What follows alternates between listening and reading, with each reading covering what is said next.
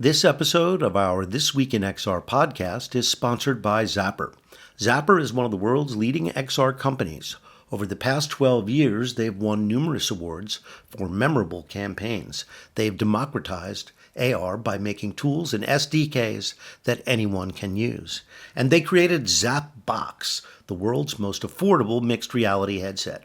Most recently, Zapper worked with Unilever to create an enhanced QR code called Accessible QR, which enables packaged goods to speak to the blind and partially sighted. If you're thinking XR, give the team at Zapper a call or visit zapper.com to see how they can help you on your XR journey. Good morning, everybody. I'm Charlie Fink with Ted Schilowitz for This Week in XR. It's November 10th, 2023. Ted, here we are again. Morning. It feels like at this point, it's like putting on a well-worn sweater every week that feels good, and we kick around the news. Roni has to be off this week. We often have to sort of rotate out on our off weeks because we do have other lives beyond this little thing. No, this is why we have three hosts. Exactly. So wow, big news super week. busy week. Big news week. Yeah, lots going on this week, including the fact that in our world on the entertainment side, it looks like the SAG strike is finally over and we'll be in the rearview mirror very soon, and we'll move on with our entertainment lives. What's going to be really interesting is to see now that they decimated all of the support system that movies depend on. Because it wasn't just the actors who were on strike. It was, the Teamsters and the film workers in IATSE. So it'll be interesting as they try and ramp up quickly and do a lot of shows at once, whether they're going to run into a labor shortage. I think they will. Yeah, the downstream effect, as we call it, was massive. And, a lot of these people had no sort of choice. They just had to stop working.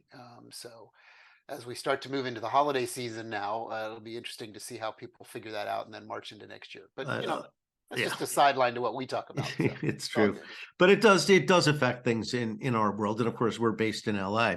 So I think the biggest news this week was OpenAI's Dev Day. Mm-hmm. And the number of bombshells that got dropped in a row during Sam Altman's keynote. It was almost too much.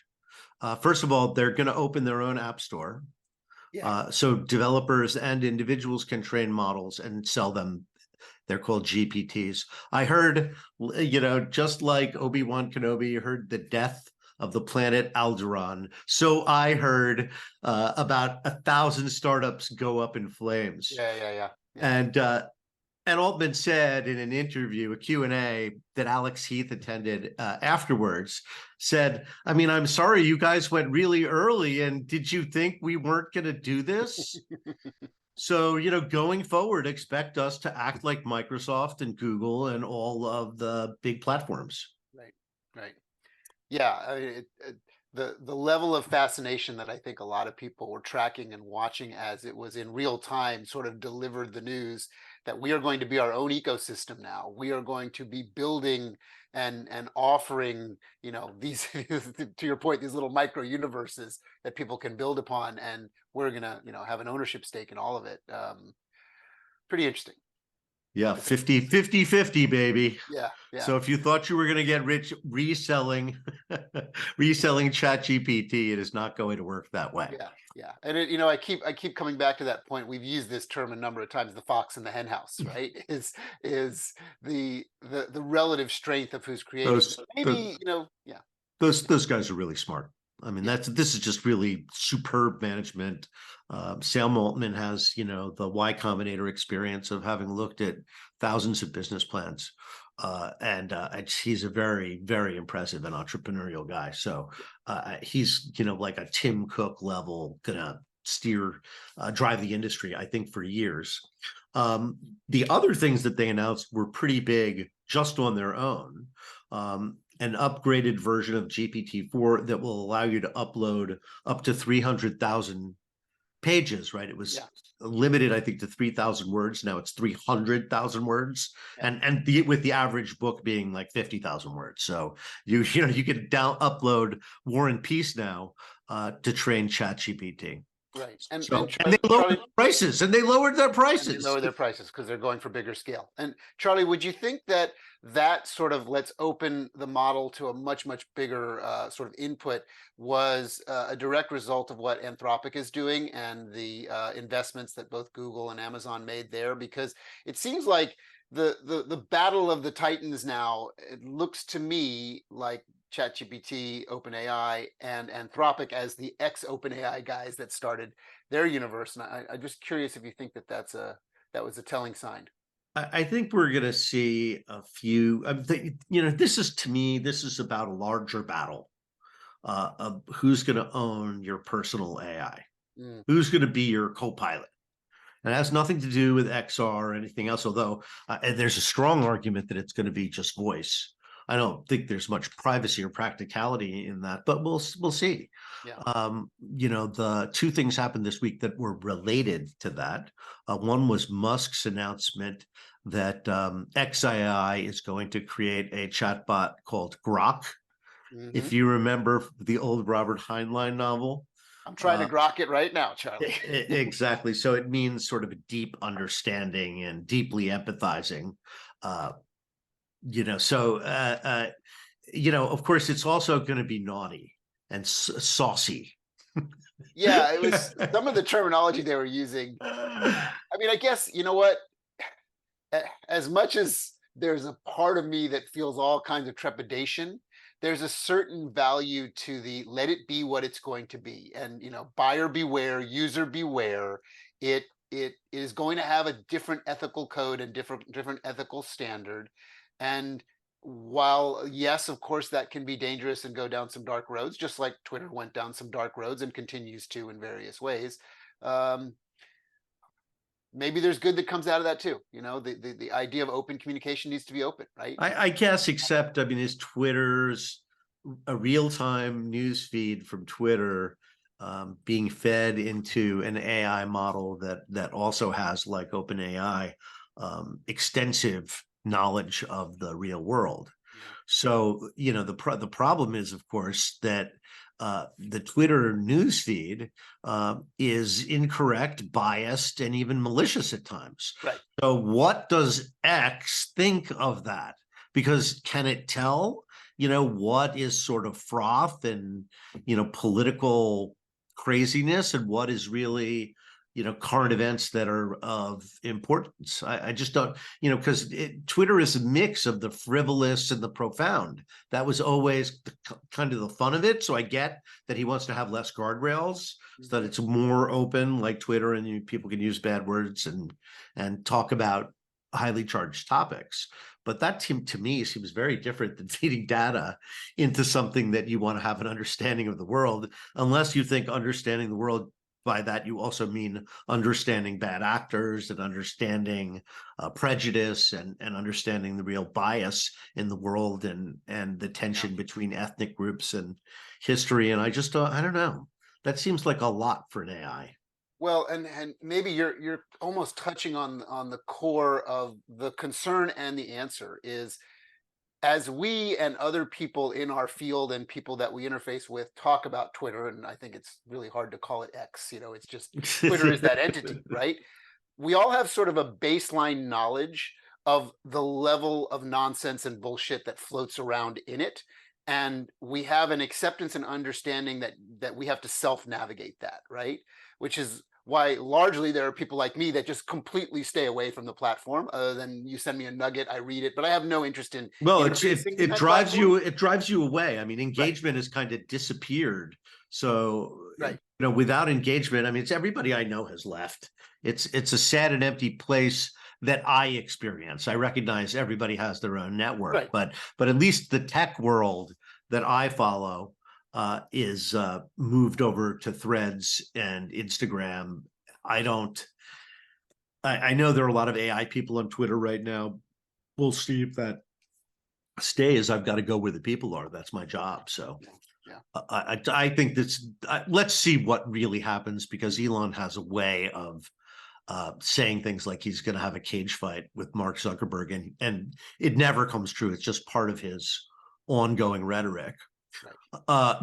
So also in this world, and also related to this idea of co-pilots, is the AI pin from Humane, which is finally Yeah, going which I think is really interesting. I'm finding some degree of fascination of, just because you and I are always thinking about and asking about, is there a different interface? Is there a different experience than a small little magic mirror device that we hold and look down at a 45-degree angle, that has universally, become an accepted form of computer interface, right? And daily interface. So the idea that at least someone's experimenting with something different is high level of fascination and intrigue to me. so And it I think a does lot of other people. so it doesn't connect to the smartphone. Mhm. It's $700, doesn't And connect you to have the to pay for a smartphone. service. You have to pay Well, for its it's own sort of $24 a service. month Right. for T-Mobile, but it comes with unlimited cloud storage and unlimited ChatGPT. Mhm. It's a voice operating system. So a lot of people are freaking out about that because of our history with Siri and to a certain extent Alexa. Um, Presumably this is better. Yeah. You have less privacy because you have to speak out loud. But the idea of being heads up and hands free again that's a compelling value proposition. The pin has sensors built into it. It has some awareness of the world. It's going to learn from what you do. So it has tremendous potential. Also, if it's at all good, it's like Apple Watch. There'll be 100 AI pins next year. And visually, you effectively hold up your hand in front of it, and it will project onto your hand. Of course, the question is, how well does that work outside? And the fidelity and Well, things and are being. you going to really want to do it? Yeah. Who knows, right? The human So interface. the Yeah. the thing is, it's tiny. It's like probably 2 inches by 2 inches. So it'll be visible. Yeah. And I guess you should clip it on with a magnetic clip onto your pocket or your shirt or wherever. So interesting, Yeah. interesting. Oh, I didn't pimp the guest at the top of the show. Oh, we should. He's a good Yeah, friend of ours. Michael Beneville, who's the co-founder and chief creative officer of AREA15. He's also a creative artist in his own right. AREA15 is, if you haven't heard of it, it's an entertainment destination in Las Vegas that features Omega Mart from Meow Wolf and a number of other themed attractions inside of one giant Amazon warehouse scale building, where they also have live events and concerts and do things to attract local people. It's not a strip thing; it's like an anti-strip thing. It's on the other side of 15, so I don't know, 15 or 20-minute cab ride from the strip. But Las Vegas has got a lot more to do there every year. Now they have the Sphere. Yeah, it's a lot of fun. Area 15 is a passion point for me, and I've been there many times and done many fun things there. There's an area called a luminarium, which is like this massive multi-projection, multi-nodal projection environment. They do different types of shows there. There are virtual reality attractions and themed dinner things, and of course, our friends at Meow Wolf have one of their sort of flagship experiences there. So Michael's a really All right, so interesting. we'll get to Michael in a second. Let's all speed through the rest of the news. God, it was such a busy week. Well, the one I want to make sure we don't forget to talk about, because I've tried it out and I imagine you have too, is this lip dub thing, which is Well, I really. wrote a story on it this week, Mhm. and so it puts words in your mouth. So it's like normal dubbing, but it uses AI to shape your lips. So not only is it voice cloning, but it is AI to create lip sync. Yeah, and to your point about that kind of Altman Universe 2.0, where all these kind of apps and app things are going to be built upon various versions of AI and synthesized sort of technology. That has largely been a realm of kind of professional services companies that are looking to kind of enter into that world of dubbing and subtitles and find an economic model Yeah. there. Well, And then. they're making money because social media influencers are using their products. They're Right. most of them are app based. The company that put together what's called LipDub, it's a free app. You can get it in the app store. It does about 1 minute of translation with lip sync at a time. Obviously, for commercial customers, they do more. Mhm. And it's free. So try it out, send it to your friend or someone in a foreign country and blow their mind. Yeah, it's pretty interesting. Yeah. I'm glad you brought that up. So our friends at Spatial are now adding games, right? This is the next logical step for them to kind of turn into Roblox. Yeah. What do you think? You think they have a shot at it? Well, this company has had so many pivots. I'm honestly starting to get dizzy hanging around with them. But they announced earlier this year this integration with Unity, which makes it very easy for developers to bring 3D worlds onto their platform.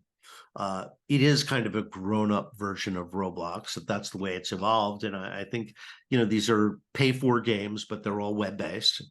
And you can do VR, but they're really focusing on 2D, just like Roblox and, the other big metaverse platforms. So anyway, metaverse not dead. Pretty crowded market, though. We'll see if Yes. we'll see if it finds our friends at InWorld made a deal with Xbox, so they're going to be bringing their AI technology to their AI-driven NPCs to Microsoft games.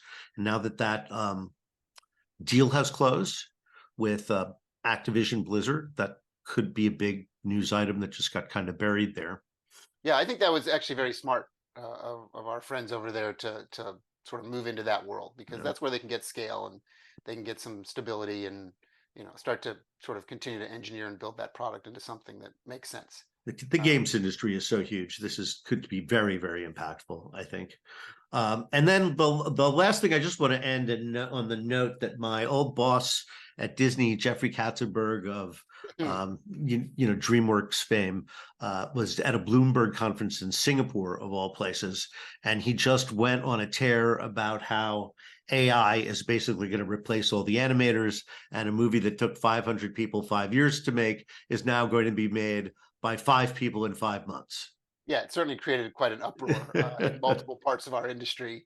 I think the point he's trying to make is actually relevant and likely somewhat correct, is that, of course, technology finds ways to add efficiencies, right? And he's really kind of making reference to the early days of Disney animation and the amount of hand-drawn work and the amount of people that were required to run the animation machines and scale everything and run all those things. And then eventually they learned how to use computers to do all that. But it didn't really lower the workforce. It just enabled more people to do more creative, interesting things and increase fidelity, and increase output. We make better movies with the quote unquote savings. It never actually becomes savings. That would be a different Hollywood, but you never know. I mean, it may be different this time. Yeah. It was just interesting. For sure. Yeah. So morning, gents. Here comes Michael. How are you? Wait, where the hell's my camera? Hang on a second. There we are. Hi, how are you? Welcome to the show. Damn, it's awesome. We've been waiting to get you on this show for forever and a half, like 6 months. I was just trying to squeeze into your schedules, guys. I know. Well, when we meet interesting people, we say, come on the show. And at the end of the day, you have a list going 6 months into the future. That's amazing. Can you hear me all right? Yeah, you sound great. I love your good mic. As you see, we're trying to up our audio game. Ted and I have better mics going. I have headphones on. So do you. Thank you. This is one of those COVID things we had to get. It was the for the small amount of people that are watching on video, I have that exact same mic. One day it's going to be were you alive at this age? And they'll show a picture of that and think, oh yeah, that hits a chord. Let's start on a personal note, Michael. How is fatherhood treating you? Fatherhood is surreal, illuminating. I have a 3-year-old now and a 3-month-old, and it's just incredible. But I was watching my 3-year-old son at the little Santa Monica Airport Museum the other day. And I know we talk about planes and things. He was literally walking on the undercarriage of this jet and calling out all the parts and pieces, the bolts, these are the lights. This is he was literally doing a check on a plane. And it's incredible.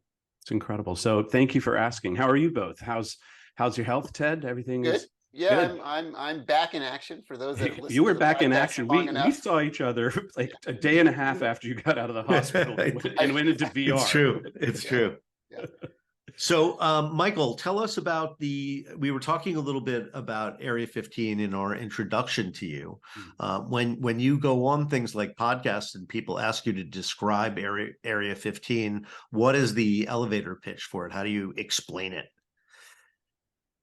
Well, Area 15 is it's a box of imagination. Truly, it's a place that you can step into and step out of your world. At the same time, it is an amalgamation of all kinds of wonderful VR and AR and technological and non-technological experiences that has a human touch. It really is about people being together, but then it's about accelerating them into other worlds. I think it's agnostic to medium, really, or person. We think, and we've experienced, that it's not really a demographic based place. It's a psychographic based place. And by day you'll have, families and kids, and by night you've got raves happening and things like that. It really is a mashup. I think for me, I'll answer it personally. For me, it's a step in the direction of how all of these technologies and how all of our technology comes together and how we can experience it, which is fundamentally the work of what a creative has to do, is to encounter technology and then to craft it and turn it into something which is experienceable and meaningful, right? So I'm not giving you really the answer that's maybe the tagline.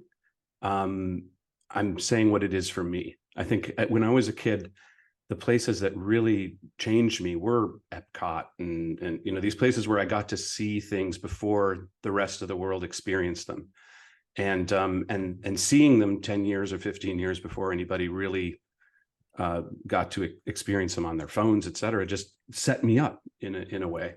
And so creatives today, or at least this creative, or at least my team, we have to be midwives to a process that's affecting the entire planet. And I think the way that most of us are affected is that we're scared. I'm not scared, but it's because, I'm like you guys, I get to swim in a bath of it. I can be terrified.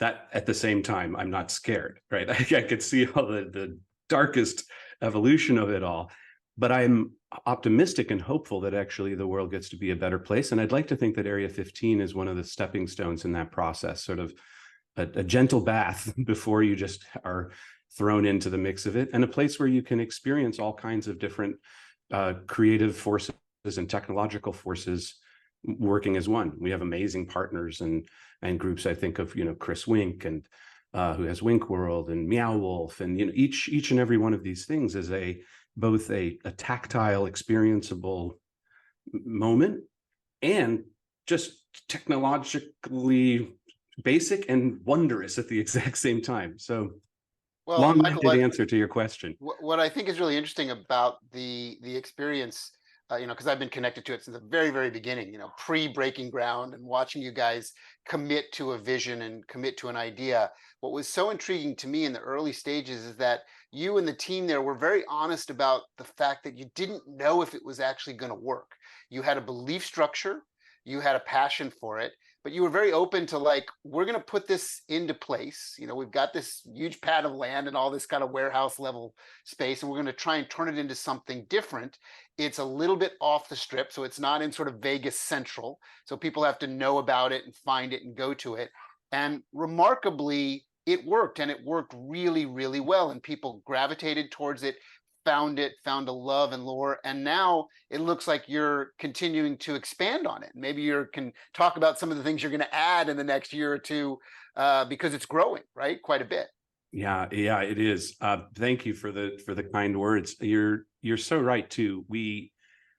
When we were creating it, we did not want to be prescriptive. We still don't know why the building exists, what its purpose is. We're discovering that. And from a narrative standpoint, that's really useful to us. It means that by design, by intention, we didn't come up with our whole backstory. All we know is that some nefarious bunker building agency built the place. It wasn't creatives. And so not knowing and knowing has been a very important part of the DNA. for instance, not knowing which VR technologies people will really sink their teeth into and care about and adopt. We have lots of different companies there who are represented in VR, 2 or 3 or 4 or something like that, maybe, yeah, at different points. And that's important because it just means that we can flex with the times and that we can grow and adapt as we grow. So that's important. That part about not knowing, I think, is one of the most important tools that an artist and a creative can use. I'm not sure it applies as well to technological pursuits. I'd like to think it's part of the scientific method, just being humble enough to not think that you know at the outset. Yeah. You have an idea, but you got to adjust as you go. Well, I also think it's interesting. You mentioned that it's not all internally built IP and deliverables. You actually have a bunch of different creatives from a lot of different companies all around the world that come and sort of bring their stuff to you, and then you curate it and allow it to sort of flourish. So you get a lot of different points of view and a lot of different creative ideas sort of floating around in the space, because there's multiple things that are kind of running, and they're all running independently under your umbrella, but running independently, which is kind of interesting. Yeah. Are you planning to? Sorry, go ahead. Well, I didn't answer your softball question, Ted, which was so kind of you to ask about the expansion of Area 15. Yeah. Exactly. I mean, if I, on Letterman, you used to have to wait for Letterman to ask you about the movie. It'd just be interesting up until that point. But thanks for asking about it. Yeah, Area 15 has a crazy exciting expansion happening right now, doubling the size of the campus. Really, it's in Vegas. In Vegas, yeah. Yeah, we have 450,000 square feet of customizable retail that'll be happening there. There's the 747. We have a 747 that has made its way from Burning Man over the years, then to the Tony Hsieh, sadly, and then it's finally found a home, or will finally find a home in Area 15's district, and that's going to be incredible. And a 747, by the way, when you really look at it, or you're standing next to it, is 32 feet high, something like that. It's as tall as our first building, which is a big building. Yeah. So that's coming, and then it's incredible. Also, we have Universal. That was the softball I was teeing up for you. Yeah. They're doing their horror experience right there, which is going to be just. And it'll be year round, right? The idea is that you'll experience horror year round. Exactly right. Every day is Halloween. Yeah, exactly right. That's right. Horror Unleashed, they are calling it. So when is that opening, by the way? We don't have a date yet, but if you were driving by right now, you would see cement being poured and walls will be going up soon. So it's pretty exciting. Now you're expanding into Orlando also. Mm-hmm. And how is it similar and how is it different? What things have you changed? What things have you added? Life is like a stack of pancakes, ain't it?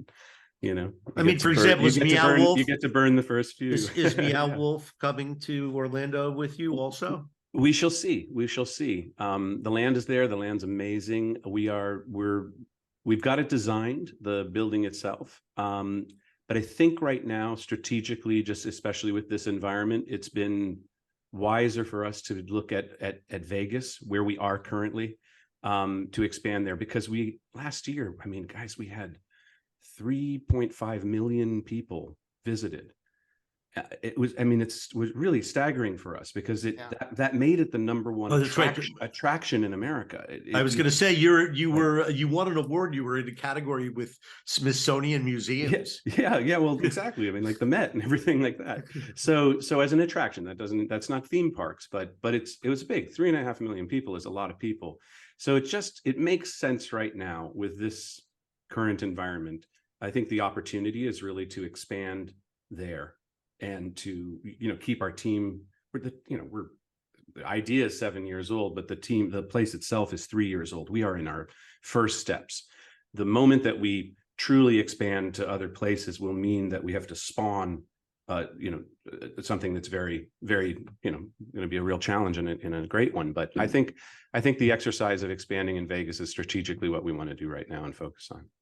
Yeah. So in other words, you guys are kind of slow walking Orlando at the moment. It's happening, but and I think we've taken it to the place that we need to, sort of pencils down, ready to pop. So it just is one of those things. So the theme park convention, IAPA, Yes, that's coming right up. takes place right after Thanksgiving, I think, or first week of It's actually December. before Thanksgiving. Oh, right before. it is before Thanksgiving this year. Are you going? I went, was it 2 years ago? I'm not going this year. I have some conflicts that keep me away. I really loved it though. It was my first time to IAPA, but the team is going. AREA15 will be there in real presence. Yeah, and I was kind of the opposite. I went last year. I can't go this year. I'll go. It's kind of an every other year thing for me. It seems right. like every couple of years. It's incredible. I mean, it's just so expensive. If you see me at IAPA, somebody is paying me to be there. That is true. Me as well. but it's a lot of fun. It's the theme park for people who don't know what it is. I forget what it stands for. It's the attractions convention. It's for family entertainment centers, but you have the big theme parks. There's been a lot of recent consolidation. Six Flags bought, I think. It's where you go to see turnkey rides that you can customize and skin, and they have sections of roller coasters there, and there's scent machines, and there's all kinds of everything you need. Machines, acres of moon bounces, giant, zero gravity things that are 4 stories tall, and it's a lot of fun. And also a mad mob scene. There's like 25,000 people there. Yeah, it's a big industry. Yeah. Well, no, it's great. So that's I love that part of what the studio does with and AREA15 in particular. It's such an amazing project, and it allows you to look at the world through a fascinating lens. Yeah. So Michael, through that lens, because you and me and Charlie have the same kind of passion around technology as it relates to people having fun, right, and engaging in things. Are there certain things? This is another. This is a two-seam curveball, right? It's okay. It's not a softball. It's an interesting question because I'm very curious as to where you go with it. Are there certain technologies or certain technology directions that you're excited about or more excited about than others for the future of these themed attractions and sort of these things we used to call rides and ride experiences that are, putting you in your creative cycles? Like what gets you excited about where AREA15 can be in the next 5 to 7 years in terms of the visual quality of experiences that maybe you haven't been able to deploy yet? Is there anything that's kind of getting you excited about? Oh yeah, absolutely. I mean, impossible to answer that question without, you can't answer that question without AI,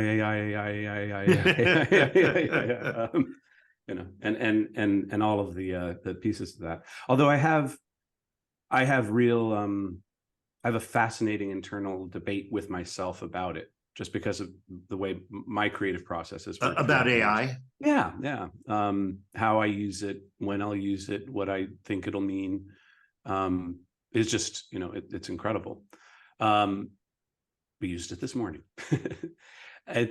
But let's see. It's a great question. Well, again, my role in Beneville Studios has many different clients and several big projects that we're always working on, and new ones coming in at any given point in time. And on some levels, our business is thousands of years old. We're just monks who transcribe one story from the past into the latest technology, and it went from vellum to paper to digital to the new paintbrush. Yeah, the new paintbrush, etc. So what I do need to do always is to scan the world and see emerging technologies, and then think about how they become experienceable. It's kind of kicked us off at the beginning. I think that Ted, you and I are connected through Vadim, and that's something which I've been working on for 6 or 7 years, but really intensely for the last 3. When it all will truly take. So we should give people a little sense of that. The idea of most everybody in the world has a physical wallet in their pocket or their purse Mhm. when they're sort of moving through their day. And the idea, this sort of long-term dream and vision of a digital wallet that holds your assets and moves along with you, and you can access them and execute them at a place like Area 15, where you store things, build things. It's a bit like how we use frequent flyer miles and Mm. other ways that have no physical property represented, even credit cards themselves, right? Yeah, They and not a represent as a digital entity. exactly, and not necessarily your crypto head wallet. It's not where you're storing your net worth, Right. well, your net, monetary worth. It's where your tokens are, your ways of getting into places, your loyalty, all of these things. So Right. we just executed something with iHeart at their iHeart Festival in Vegas, where they pivoted this year from what was used to be their traditional day festival and did a thing called House of Music, which, wearing my iHeart hat, I had a hand in designing the physical piece of House of Music, a hand in it.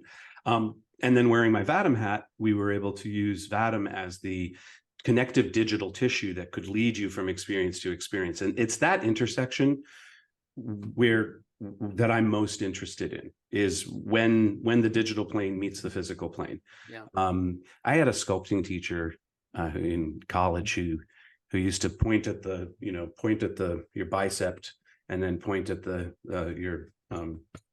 your forearm, and he'd say, any asshole can carve this or this, but you get to the elbow, that's a very interesting thing, because it's a transition.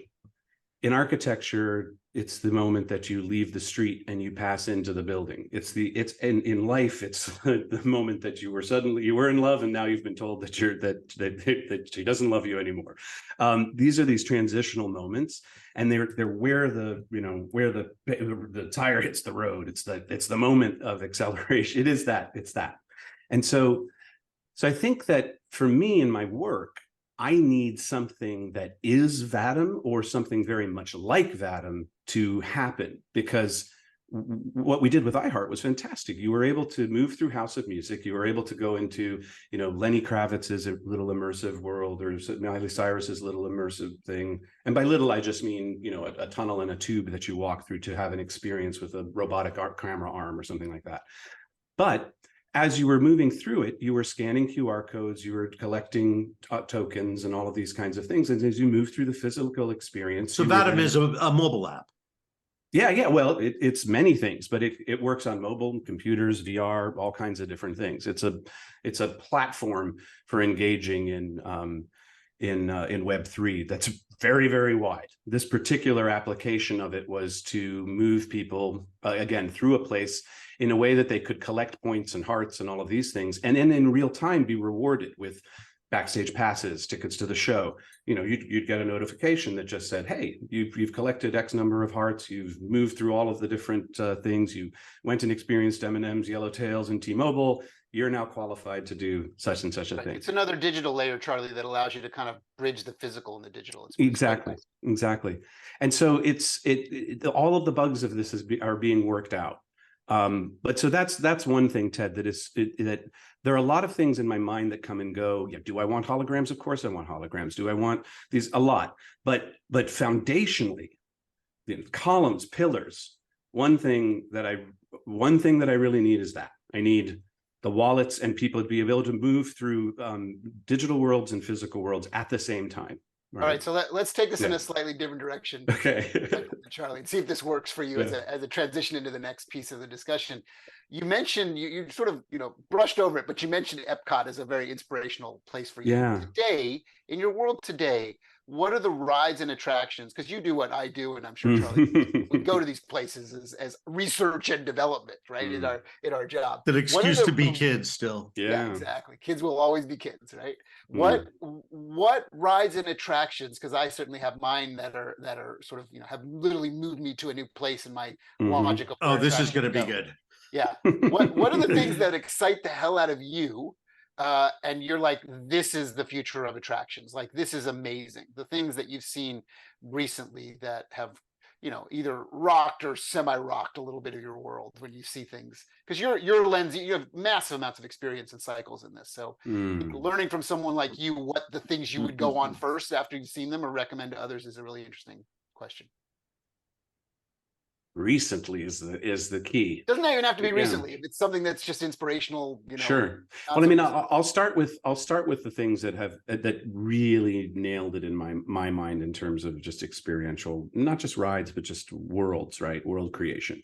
And certainly when we set out to create Area 15, the landscape, which you might think was vast, was tiny. There was very, very little that we could actually bring in. I mean, Meow Wolf was nascent, but really happening. So that were there, and there's Team Labs in Tokyo, which was just unbelievable. Right. That did blow my mind. I loved Team Labs. I loved wading up to my knees in the koi pond and the waterfall and ascending. And I went with my mom, who was living in Tokyo at the time, and she has she's such a trooper. She's turning 80 in January, but she has had really severe rheumatoid arthritis. And we got to this, we got up the waterfall. Put the boots on and let's go. Exactly. Then we got into this sort of Nerf kind of gelatinous mogul field that you had to get over. And because it's very difficult for her to move on that, it took us a long time to get through. And at times we were just lying on our back, laughing and laughing and laughing because we couldn't get through the obstacle. The best part about entertainment when you can find that. Yeah, and then with a huge tip of the hat, because the announcement just came out recently that after 13 or 14 years, Sleep No More in New York City is closing. I don't believe it. They've been threatening to close since they opened, so so we'll see. But so that's reaching into the past of things, and I'd also say De La Guarda, Fresa Bruta, all of those shows that happened in Astor Place, which just were astonishing to me. I used to my studio is still based in New York City, 27 years there, and Astor Place is where in Flatiron. So anybody who was visiting, I would take to see De La Guarda or Fresa Bruta on a Tuesday night and say, yeah, this is what we do every night in New York. You know, like, so those were really amazing things. I also love really, really old rides. I mean, I go to Disney a lot. I just now with the, a 3-year-old who can really start to appreciate it. And then this sounds corny, but I'm always blown away by the Carousel of Progress. And me too. it's just such a great ride. I love, and Small World, for everything that it is, it's the prototype of all of it. So well, there's a show on Disney Plus called Behind the Attraction that I'm sure you know about and have seen. And they do an episode on the Haunted Mansion, and it just brings back and evokes all these memories about how amazing that attraction was and the history of why it was built and how it was built. And it's just, for our listeners, it's a fantastic watch. If you like this kind of themed entertainment, it brings you right there to how great that was, and still continues to be years later. It's amazing. So, and of course, who could not mention the Sphere at this moment in time? I mean, in terms of, and I get to say that while I was invited by a friend to go to the opening night, my son's birthday was the next day, and I didn't go. I'm actually going to be seeing it this weekend with Future Storytelling, Charlie Melcher and his gang. Do you know? Charlie's great. So that'll be exciting. But looking at the outside of the Sphere just blows my mind. We were staying at the Wynn, and again with my son, looking out at this ball. It's just fantastic. But I haven't really answered your question. Of what it's just knocked my socks off recently. Okay, you don't have to answer every question. Here's a different tack. I will say it's not. I do think the Humane, or the little lapel pin that was announced yesterday. Yeah, we're not. I don't know whether they're available next week. We talked about it this morning. Yeah. I mean, that's pretty staggeringly interesting stuff. I mean, that's you'd think that's one of those moments where they took Jean-Luc Picard's little thing and really a communicator pin and did so much more with it than well, I would just say I would say I am cautiously optimistic. I'm a little afraid that it's Martin Scorsese in the back of a cab with Siri doing all the things that Siri could never do and still can't do. I believe that. So it's a voice-driven operating system. I mean, the battle for owning your personal co-pilot. It's a huge Mhm. deal. It's It's huge. bigger than owning your email, or it's so I don't think this will be the only thing that we see, but I do Mm. think this will help us understand whether or not a voice operating system is really going to work. Well, and I wonder that, Charlie, too, because I find now we're all on Zooms. I'm not sure that a person who's 22 years old today could be on a conference call with 30 people and make sense of the cacophony. I'm not convinced of that. So being able to navigate the soundscape is extraordinarily important. So there's that. And then the other thing that I thought was interesting, I mean, I immediately thought when they were doing the hand motions and things like that, that it's a little like a Palm Pilot, you have to, there's a whole language, which I adopted, and I still know that language, but it's not a super intuitive. I mean, I've got AirPods, I don't know, I know how to turn them on and off. I don't use the 59 things I could probably do with my fingers. Doesn't mean that I use it that way. So that'll be interesting. But I guess, being able to, Oh, I was just say we have just a couple of minutes left, Mhm. and so I wanted to ask you one last thing related to Area 15. Sure. Right, the world is changing. The world of real estate is changing. Many malls in the country continue to be the center of community, but not the center of commerce anymore. So one imagines that those malls, those buildings are going to evolve, and they already are evolving. Are we going to see all of that empty square footage taken up by things that are more entertainment and experience oriented? Or because entertainment sold in a mall has traditionally not done well. Partly because I did a mall tour. it depends, because it depends on local people. So local people aren't going to come into your VR arcade over and over again, especially because the people who are interested in it have already used it or have it at home. And your tourist isn't visiting the mall, unless it's the Mall of America. The tourist might need a pair of socks, but it's usually not the number one destination in the town. My destination for a pair of socks is Amazon.com. And there you go.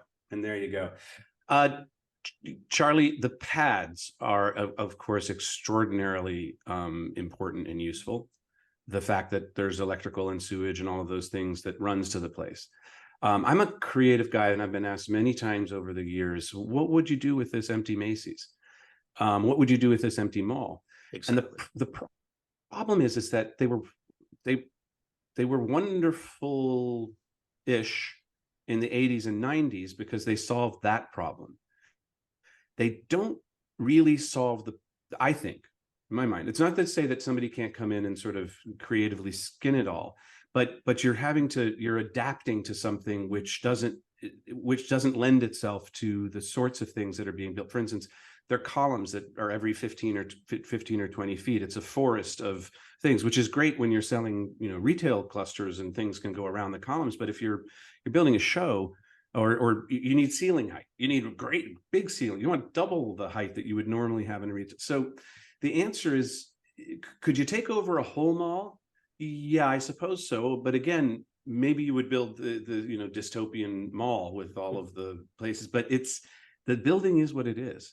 The adaptive use of something like that for the future is a noble cause, but a very challenging one because it's architecturally pretty uninteresting. That's not for all of them, but for a lot of them, which I hate knocking things down, but I'm not optimistic about being able to. My friend Norma Kamali a long time ago to turn them into schools. I'd see them more as classrooms and places like that than something that lends itself to making you feel like the swell of emotion as you're approaching something. Fair? Michael, it has been great having you on the show. We've missed you. I have another outing for the three of us. Oh, we need to go to Sandbox VR before it's too late. Hell yeah, absolutely. And they have some new games there, including a Squid Game, VR Squid Game, which could be a lot of fun. So let's get that in the calendar. Let's do it before the year's out. I challenge Okay. you. All right. Impossibly. All right. Look for my email. Amazing. Thanks for listening, everybody. It's been great to have you on the show, Michael. Have a great weekend. Ted, same place, same time See you next next Friday. week, baby. Bye-bye. Hold on, gents. Thanks.